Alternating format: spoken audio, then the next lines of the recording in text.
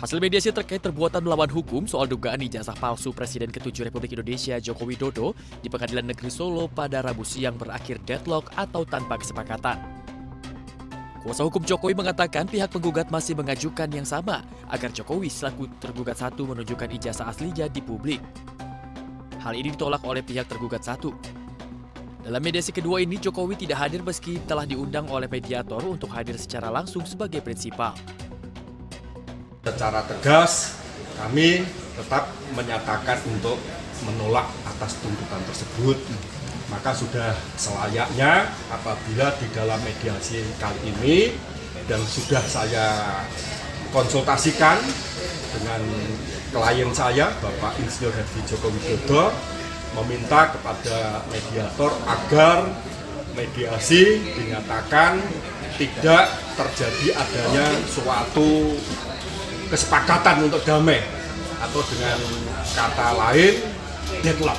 Deadlock itu yang akan saya mohonkan agar hari ini juga dinyatakan deadlock sehingga tidak berkepanjangan. Ketidakhadiran Pak Jokowi tidak dapat dikualifikasi sebagai pihak yang beretika tidak baik, mengingat Pak Jokowi dalam hal ini tetap memberikan kuasa ya, khusus mediasi, di mana dalam kuasa mediasi tersebut kami selaku tim kuasa hukumnya diberi kewenangan untuk mengambil sebuah keputusan ya, tentang objek yang saat ini disengketakan dalam tahap mediasi. Dalam perkara ini, pihak Jokowi ingin perkara tetap lanjut sehingga diharapkan pihak penggugat dapat membuktikan di manakah ijazah palsu Jokowi yang telah dipersoalkan. Kuasa hukum Jokowi menambahkan tuntutan oleh penggugat M. Taufik ditolak karena penggugat tidak memiliki legal standing dalam perkara perdata ini. Dari Solo, Jawa Tengah, Septiantoro, A-News melaporkan.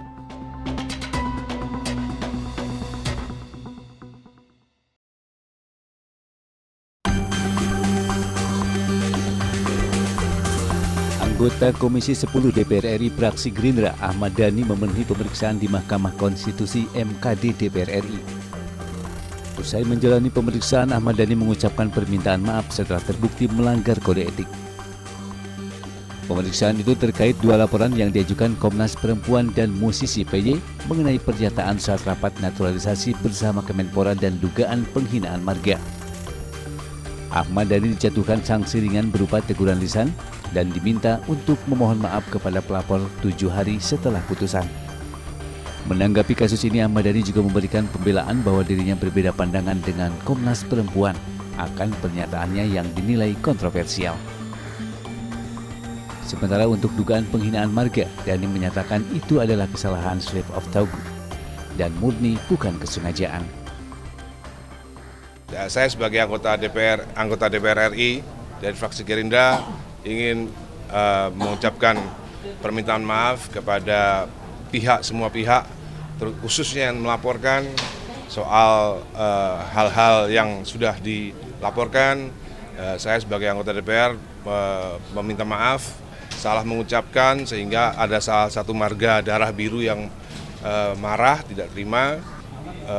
Seumur hidup saya, lahir sampai umur 53 tahun, saya tidak pernah merendahkan, menistakan marga.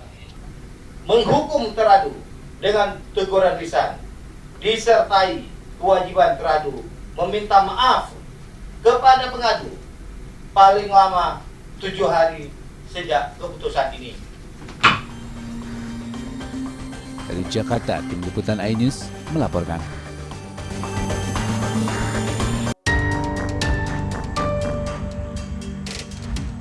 Tim Pencari Fakta Kementerian Hak Asasi Manusia mengumumkan temuan dan rekomendasi terkait dugaan pelanggaran hak asasi manusia yang dialami mantan pemain Oriental Circus Indonesia usai melakukan pendalaman dan mengunjungi langsung Taman Safari Indonesia. Tim Pencari Fakta telah memeriksa berbagai pihak terkait laporan dugaan eksploitasi yang dialami mantan pemain sirkus Oci. Dalam penelusuran, Kementerian HAM menemukan adanya dugaan pelanggaran hak asasi manusia yang dilakukan pihak sirkus Oci berupa eksploitasi anak, kekerasan fisik terhadap mantan pemain sirkus, dan kekerasan seksual. Dan kami juga melakukan kerja-kerja pendalaman yang lain, pengumpulan fakta, data, dokumen, dan pada tanggal 29 tim kami dipimpin langsung oleh Pak Dirjen juga mendatangi lokasi Taman Safari Indonesia di Cisarua, Bogor. Kepada Baris Krim Polri, Kementerian HAM menyampaikan rekomendasi, pertama, melakukan pemeriksaan atas adanya dugaan tindak pidana atas kasus ini dengan bertitik tolak pengungkapan pada apa yang dialami oleh mantan pemain sirkus OCI generasi-generasi akhir. Kemudian rekomendasi kepada Kementerian Pemberdayaan Perempuan dan Perlindungan Anak, memfasilitasi trauma healing terhadap mantan pemain sirkus OCI sebagai bentuk pelaksanaan penanganan perlindungan hak perempuan dan perlindungan. Kemenham menegaskan komitmennya untuk menindaklanjuti kasus ini secara terbuka dan transparan. Kemenham akan memberikan keadilan bagi para korban yang ditelantarkan selama lebih dari 2 dekade. Dari Jakarta Selatan, Helmi Sajambati, iNews melaporkan.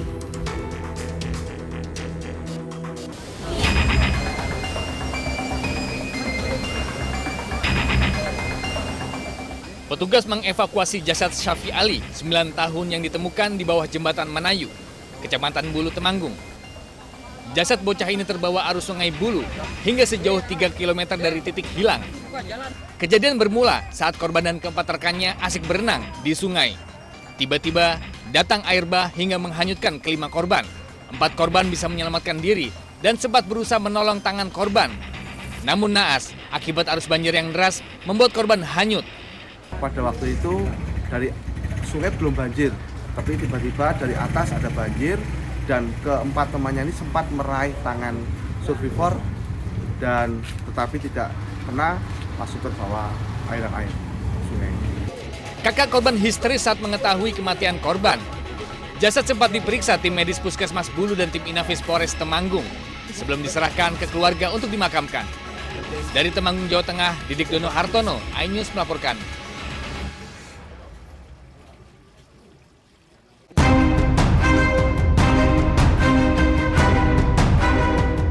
Mengamankan salah seorang tersangka berinisial M, penjaga gudang, sekaligus yang menjalankan transaksi jual beli narkoba di Kelurahan Bakung, Teluk Betung Barat, Bandar Lampung. Dari kantong celana pelaku, polisi mendapati 1 plastik klip berisi 50 gram sabu-sabu. Sedangkan dari dalam rumah, polisi kembali menemukan pil ekstasi sebanyak 1.663 butir dan sabu-sabu seberat 6 kg, senilai 7,2 miliar rupiah. Di hadapan polisi, tersangka mengaku narkoba milik rekannya, R, yang kini buron. Narkoba biasa diedarkan di wilayah Bandar Lampung dengan sasaran tempat hajatan yang mengadakan pesta organ tunggal. Pelaku dijerat pasal 114 ayat 2, subsidiar pasal 112 ayat 2 Undang-Undang Narkotika dengan ancaman hukuman 20 tahun kurungan penjara dan maksimal hukuman mati. Dari Bandar Lampung, Andres Afandi, iNews melaporkan.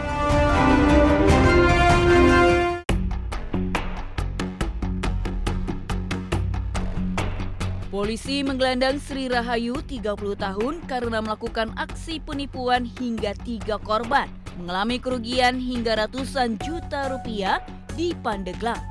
Modus pelaku dengan menawarkan minyak goreng jauh di bawah harga pasaran. Awalnya pelaku memberikan pesanan minyak goreng sesuai dengan yang dipesan korban. Namun setelah korban memesan dalam jumlah yang lebih besar, ternyata minyak goreng tidak kunjung datang. Bahkan karena tidak dapat memenuhi pesanan, pelaku pun menghindar dari korban hingga dilaporkan ke polisi. Dari ketiga korban, total kerugian yang dialami sebesar 621 juta rupiah. Korban ini membeli beberapa kali minyak goreng, namun pada saat mau dikirim, nanti dia mengatakan nanti akan saya kirim sekaligus, jadi bukan hanya sekali pembelian. Nah, pada saat waktu yang dijanjikan, itu barang-barangnya, minyak gorengnya tidak juga sampai diterima oleh pembeli itu. Atas perbuatannya, pelaku harus terjerat pasal 378 dan pasal 373 dengan ancaman 6 tahun kurungan penjara. Dari Pandeglang, Banten, Iskandar Nasution, iNews melaporkan.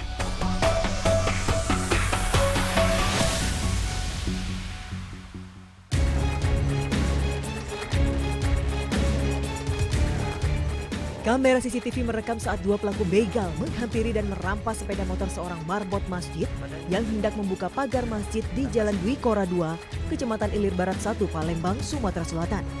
Salah satu pelaku langsung mengancam dan menyabetkan senjata tajam jenis parang ke arah korban. Meski sempat melakukan perlawanan, namun sepeda motor korban akhirnya dibawa kabur para pelaku. Akibat aksi pembegalan, korban terluka di jari kelingking dan nyaris putus. Korban pun harus menjalani operasi pemasangan pen pada jarinya di RS Muhammad Hussein Palembang. Ini kira-kira jam 11 lewat. Begitu dia masuk, mungkin perasaan dia sudah diiringi oleh orang di daerah Pahlawan. Sampai di sini, ya itulah kejadian dia kena. Menurut warga di kawasan tersebut terbilang sepi sehingga sering terjadi tindak kejahatan. Kasus pembegalan ini telah dilaporkan ke polisi dan berharap para pelaku segera ditangkap.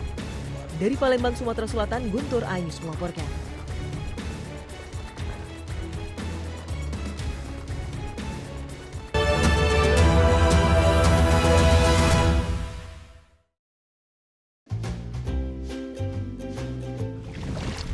Weh, Dok, kenapa ya?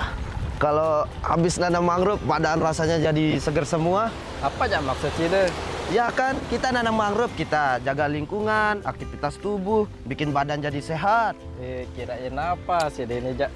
Intinya, apa yang saya kasih tahu tadi itu, kita harus jaga dengan baik-baik. Nggak kayak kemarin saya lihat orang beli rokok ilegal, padahal itu sangat bahaya itu. Emang kenapa? Kandungannya nggak bagus ya? Jadi, rokok ilegal itu sangat berbahaya buat kesehatan kita. Iya juga sih. Iya, tanya dong, kenapa? Emang kenapa? Pertama, rokok ilegal pengawasannya nggak jelas. Kedua, rokok ilegal itu tidak membayar pajak, dapat merugikan negara. Iya juga sih, masa kita udah melestarikan lingkungan, jaga kesehatan, masa mau dirusak rokok ilegal? Oleh karena itu, sekarang kita harus pilih rokok yang jelas, legal. Kayak cari jodoh, masa mau yang nggak jelas? Iya, benar gitu dah. Apa kalian ketawa-tawain tadi? Iya, ini kita ngomongin jodoh. Salah, rokok ilegal. Nah, pas kemarin saya dapat penyuluhan terkait dengan rokok ilegal. Salah satu di antara ciri-ciri rokok ilegal itu tidak ada pita cukai dan harganya lebih murah. Oh gitu. Makanya rokok itu yang pasti-pasti aja, sama kayak cari jodoh. Tutor dong gimana cari jodoh yang pasti, Pak. Nah itu nanti kita bicarakan. Berapa SKS? Berapa SKS, Pak? Kami menghadirkan beragam informasi menarik dan terkini terkait kebijakan hingga kegiatan para pemimpin bangsa dari Presiden, Wakil Presiden hingga Kabinet Merah Putih. Pemimpin Rakyat, Senin hingga Jumat, pukul 12:30 siang.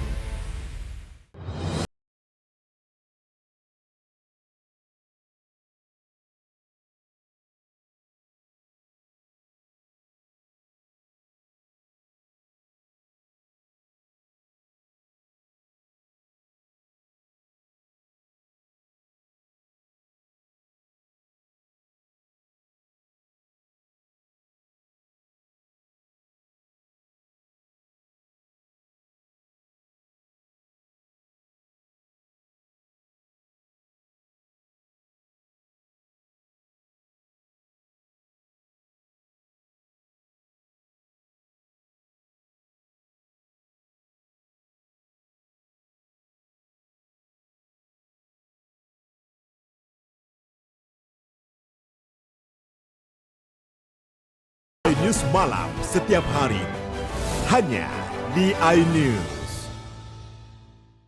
The Great Prime Time. Yang akan kita hadapi. Kita jadi masalahnya harus Anda kalau nggak Rakyat bersuara. Topik ini yang bermasalah. Kabur aja dulu. Kegelisahan. Bukan nasionalisme kalian. The Prime Show.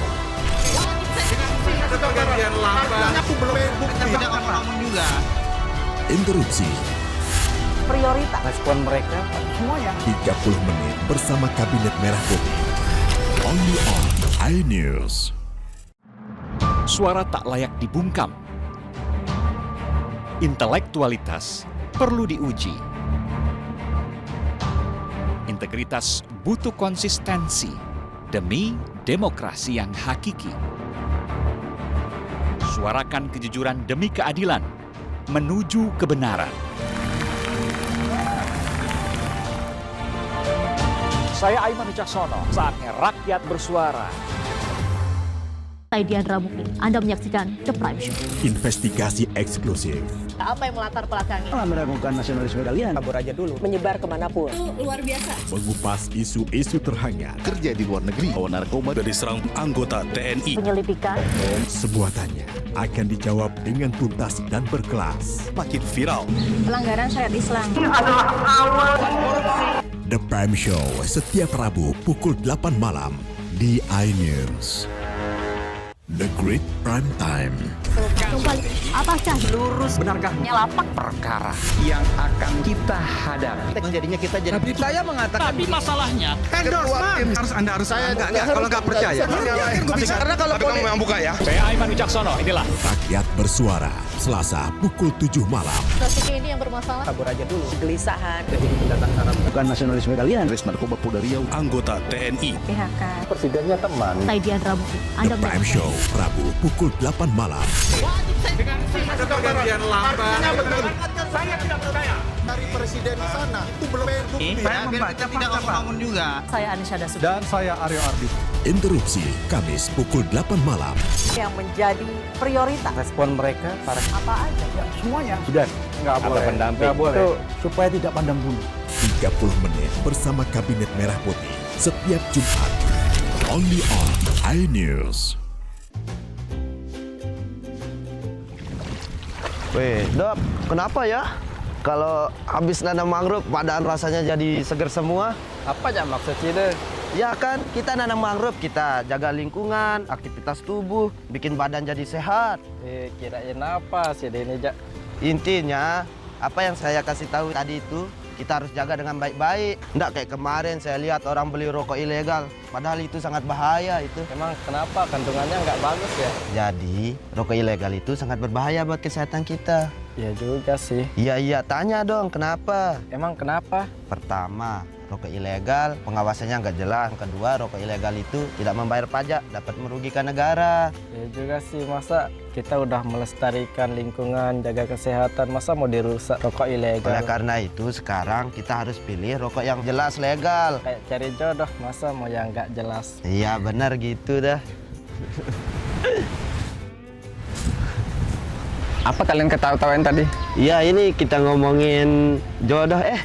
Salah, rokok ilegal. Nah, pas kemarin saya dapat penyuluhan terkait dengan rokok ilegal. Salah satu di antara ciri-ciri rokok ilegal itu tidak ada pita cukai dan harganya lebih murah. Oh, gitu. Makanya rokok itu yang pasti-pasti aja, sama kayak cari jodoh. Tutor dong gimana cari jodoh yang pasti, Pak. Nah itu nanti kita bicarakan. Berapa SKS? Berapa SKS, Pak?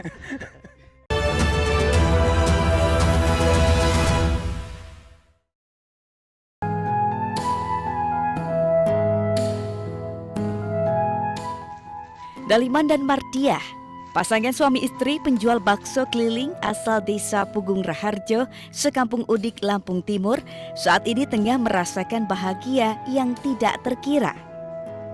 Keduanya akhirnya dapat menunaikan ibadah haji di tahun 2025 ini secara bersama-sama setelah menabung selama 12 tahun lamanya. Berdagang bakso sejak tahun 1988, Pak Sutri ini mulai melaksanakan niat berangkat haji sejak 2012 lalu dan mulai mendaftar pada Juli 2013. Mereka mengumpulkan hasil keuntungan dari berdagang bakso keliling mulai dari Rp50.000 hingga Rp100.000 setiap harinya. Hasil jualan bakso nabung. Satu hari itu berapa kita dapat? 100.000. 100.000 ya. Selama berapa tahun itu kita nabung? Selama 12 tahun. 12 tahun. Ya. Kalau lagi rame itu uang yang dikumpulin bisa agak lumayan ya. Ya kadang-kadang ya 150, 100 ya hampir 200, yang rata-rata ya 100. Kedua jemaah calon haji ini akan berangkat dari Provinsi Lampung pada Jumat malam ini masuk ke dalam kloter 24. Dari Lampung Timur Lampung, Tinus iNews melaporkan.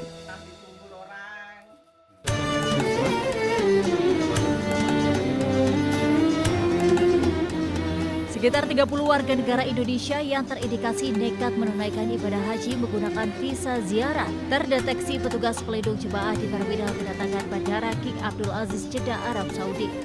Padahal pemerintah Arab Saudi telah menutup akses ibadah haji pada 29 April lalu bagi yang tak mengantongi visa resmi haji.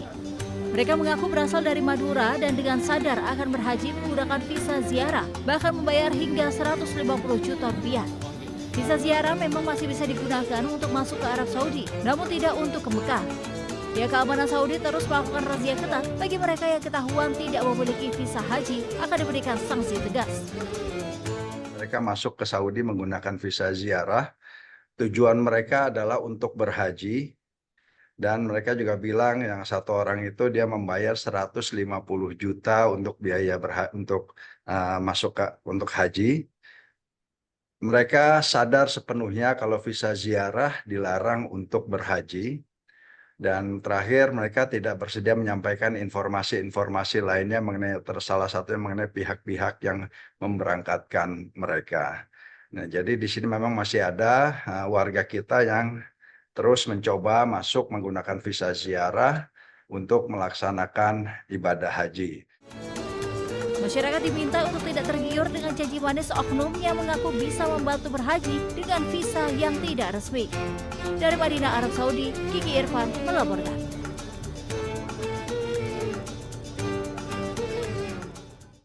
Layanan klinik kesehatan haji Indonesia terus disiapkan secara optimal oleh panitia penyelenggara ibadah haji di Arab Saudi untuk menghadapi tantangan utama musim haji tahun ini. Ketua PPH Arab Saudi sempat meninjau langsung klinik kesehatan haji di Madinah guna memastikan seluruh fasilitas dan layanan kesehatan siap menangani kebutuhan para jamaah, terutama yang beresiko tinggi. Ketua PPH mengimbau bagi jamaah menjaga stamina dan tidak memaksakan diri mengikuti rangkaian amalan-amalan sunnah. Ini terkait dengan cuaca panas ekstrim yang menyelimuti Madinah serta waktu puncak haji yang masih lama.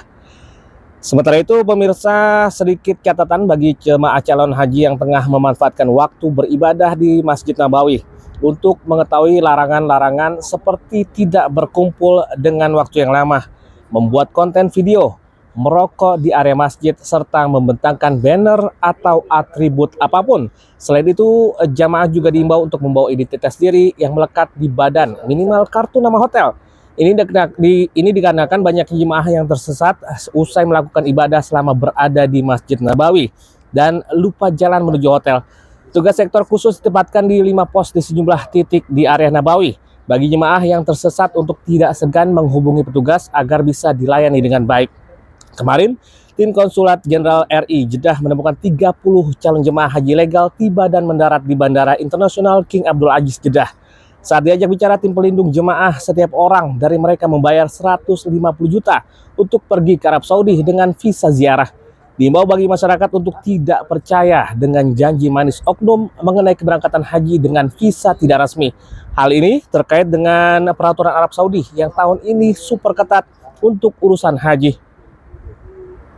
Dari Madinah, Arab Saudi, Gigi Irfan melaporkan.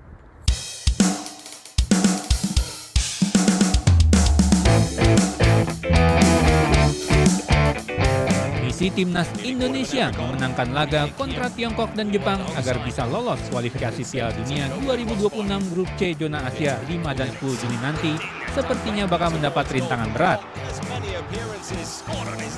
Skuad Garuda dikabarkan akan kehilangan 2 nama penting yang absen akibat cedera.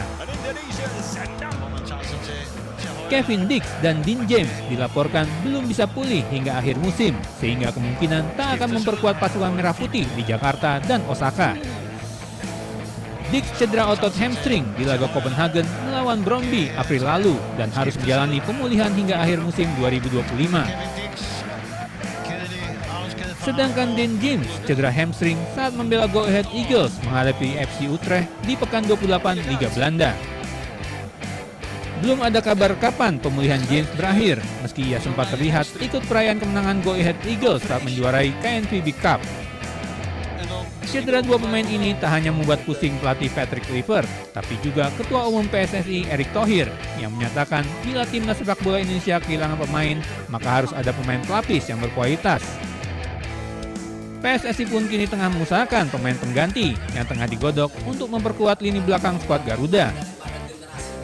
Sebagai persiapan, timnas Garuda pun akan menggelar pemusatan latihan di Bali pada 26 Mei mendatang selama 9 hari.